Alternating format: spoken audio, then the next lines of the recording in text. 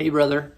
As they would say in Australia, we're taking a walkabout through the book of Proverbs, looking for its wisdom and wanting to absorb it in our own lives. And today, the word of the day is the word heart. Because we come to Proverbs chapter 4, verse 23, and it says, "Keep your heart with all vigilance, for from it flow the springs of life." The older version in the King James says, "For from it is the wellspring of life."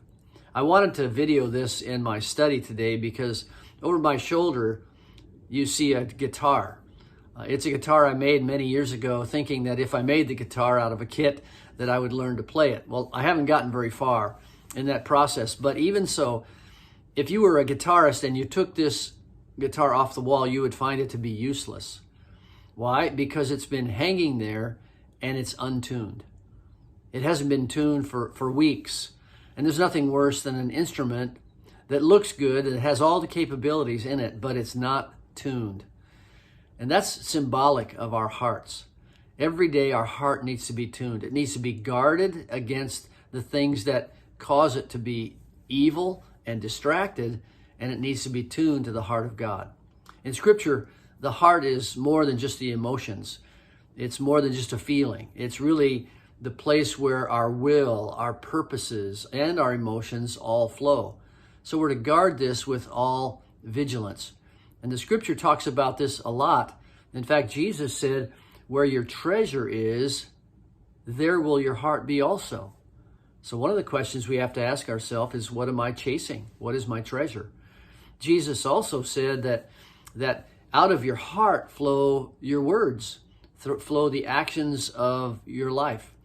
And our heart is also the generator of all kinds of actual body health and emotional health. Listen to some other words in Proverbs where the word heart is used 80 times.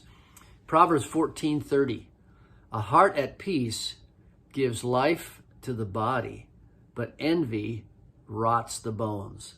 Proverbs 15:13, "A happy heart makes the face cheerful, but heartache crushes the spirit."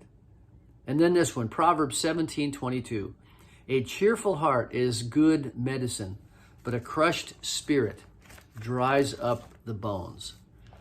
Now, the only way we get there is we guard the heart. So how do you guard your heart today? Well, I would just encourage you to go to Galatians chapter 5, starting in verse 19, and it talks about the works of the flesh. Let me mention some of them: sexual immorality, impurity, idolatry, sorcery, enmity, strife, jealousy, anger, rivalries. We need to guard our heart from those pollutants so that the wellspring, the source, gives pure water. It gives the pure elements that we need for life. Guard against all these fleshly things so that your heart runs pure, and that will affect your words, your actions, even your body language will show to other people the condition of your heart. So today, gain wisdom from Proverbs 4:23. Guard your heart with all vigilance and have a day of wisdom. God bless you.